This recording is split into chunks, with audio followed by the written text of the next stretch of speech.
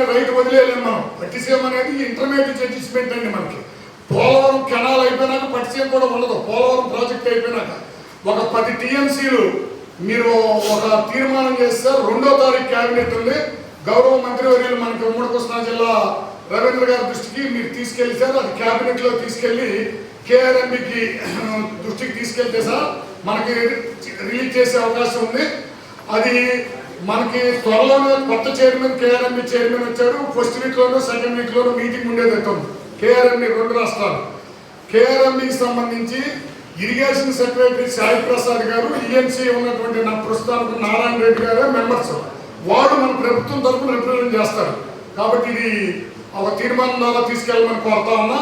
ఎంతోమంది కూడా చేశాను సార్. ఇంకొక ముఖ్యమైనది సార్, మా సబ్మిషన్ మా నీటి సంఘాల తరఫున కృష్ణానది యాజమాన్య బోర్డు మనం పునర్విభజన చట్టం ప్రకారం విజయవాడలో పెట్టమని తీర్మానం చేశాం. ఈ మన బిల్డింగ్లు కూడా విరంపట్లో చూశారు. అంతా అయిపోయినాక 1924లో ఈ పిచ్చి ప్రభుత్వం కృష్ణా బేసిన్ దాటి విశాఖపట్నంలో పెట్టాలని చెప్పి తీర్మానం చేసింది గత ప్రభుత్వం. అదేదో అమ్యూజ్మెంట్ పార్క్ అన్నట్టు. కృష్ణానది యాజమాన్య బోర్డు అంటే విత్ ఇన్ బేసిన్లో పెట్టాలి. రైల్ రోడ్డు విమాన కనెక్టివిటీ ఉండి ఢిల్లీ నుంచి అధికారులు రావాలన్నా, తెలంగాణ నుంచి అధికారులు రావాలన్నా రైల్ ప్లేస్ విజయవాడ సార్. అంతకుముందు బోర్డు అని ప్రత్యుత్తరాలు జరిగినాయి. మేము కూడా కేఆర్ఎంబి చైర్మన్ దగ్గరికి వెళ్తాం. అది కూడా దయచేసి కలెక్టర్ గారు ఒక తీర్మానం సార్, కేఆర్ఎంబి విజయవాడలో పెట్టమని. ఇది రైట్ టు ప్లాట్ఫామ్ కాబట్టి ఐఏబి ద్వారా ఒక తీర్మానం చేయమని కోరుతా ఉన్నా. ఇంకొకటి, ఇందాక బుద్ధప్రసాద్ గారు చెప్పినట్టు 2002లో మేము కూడా ఉన్నాం.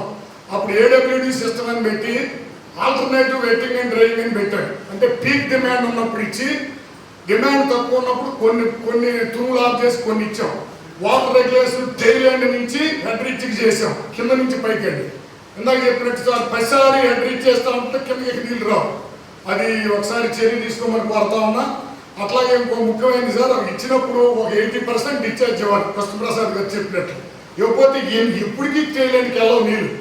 ఇచ్చి అవసరమైతే హెడ్ రీచ్లో కొన్ని తూములు ఆపాలి. కొన్ని తూములు ఆపి టైల్ ఎండ్కి వెళ్ళి టైల్ ఎండ్లో రెగ్యులేషన్ అయినాక హెడ్ రీచ్ ఇవ్వాలి సార్.